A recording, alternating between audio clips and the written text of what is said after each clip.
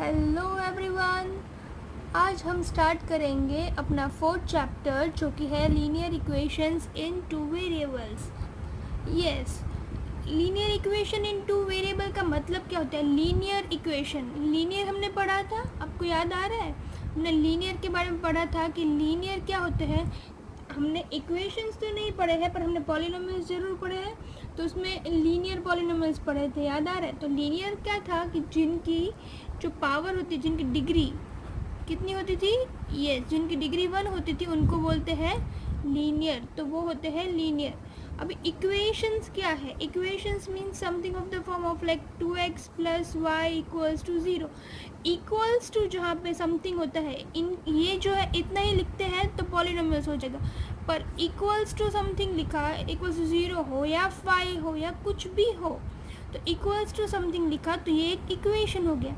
अभी उनकी पावर देखिए, ये पावर जो है वो 1 ही है दोनों में, तो इनकी डिग्री भी 1 हुई, तो इसका मतलब ये लीनियर इक्वेशन हुए, राइट। अब इन टू वेरिएबल्स मतलब वेरिएबल याद आए? हम लोगों ने पढ़े थे कि वेरिएबल्स मतलब क्या, कि जो x है, y है या फिर a b c कुछ भी जिनकी कोई वैल्यू डिफाइंड नहीं होती है, जैसे कि 1 की वैल्यू तो 1 ही है, पर एक्स वाई जेड की वैल्यू कभी 1 होगी, कभी 2 होगी, कभी 1/2 होगी, राइट। तो इनकी कोई वैल्यू डिफाइंड नहीं होती, तो इनको क्या बोलते हैं?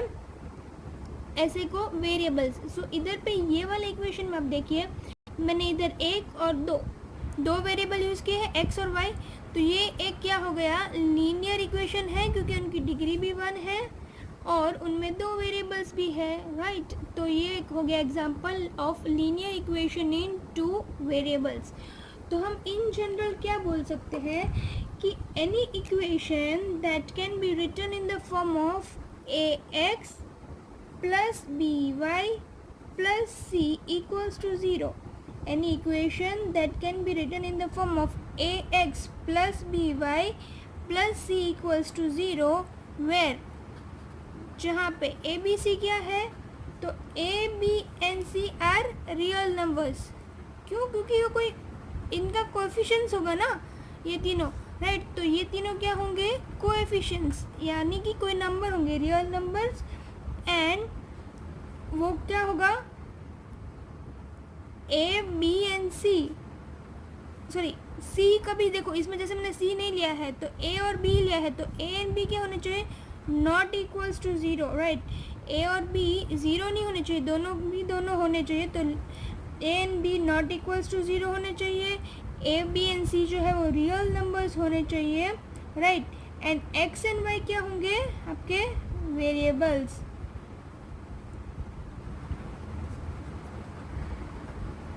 तो ये आपका हो गया एक linear equation in two variables, जहाँ पे ax + by + c = 0 के फॉर्म में कोई भी इक्वेशन हो तो उनको हम बोल सकते हैं linear equation in two variables, right. So let us take one example. जैसे कि मैं आपको बोलूँ कोई एक, जैसे कि 2x + 3y - 5 = 0, राइट। तो यहाँ पे 2x है, तो किसके फॉर्म में होना चाहिए? ax + by + c के फॉर्म में, तो a की जगह पे क्या है? 2, तो यार a क्या है? 2, a = 2, राइट। by, तो b क्या है? 3, एंड c की जगह पे क्या है? -5, understood. So ax + by + c के फॉर्म में कोई भी इक्वेशन हो तो उन्हें हम बोल सकते हैं linear equation in two variables. यहाँ पे हमने 2 वेरिएबल्स x और y यूज़ किए हुए हैं। अगर ऐसा टाइप का कोई भी इक्वेशन आपको दे और बता दे कि a b और c की वैल्यूज़ फाइंड आउट करो, तो हम कर सकते हैं, वेरी इजी, राइट। इसमें ऐसा भी हो सकता है, जैसे हमने पहले वाले में देखा था 2x + y = 0, तो यहाँ पे a होगा 2, b होगा 1, क्योंकि समथिंग इंटू वाई, सो वाई की वैल्यू क्या है? 1, और c क्या है? 0। इधर पे c वाली मतलब कोई कांस्टेंट टर्म है ही नहीं, इसलिए c क्या है? 0। तो ऐसा भी हो सकता है और ऐसे भी हो सकता है। अगर ये 5 इस साइड होता, अगर यही इक्वेशन ऐसे लिखा होता कि 2x + 3y - 5 = 0, अगर ऐसा लिखा होता तो मैंने समझ में आ गया, सॉरी। पर अगर ये ऐसा लिखा होता कि 2x plus 3y equals to 5, अगर ये ऐसे लिखा होता तो मैं क्या करती, ये 5 को इस साइड ले आती, तो 2x प्लस 3y ये इक्वल्स टू 5 है, इक्वल्स टू के उससे रहेगा तो क्या हो जाएगा -5 का 0. Now the value of c is -5. Understood. So इसी फॉर्म में हमको लेके आना है ax plus by plus c के फॉर्म में, और then we need to find out the values of a b and c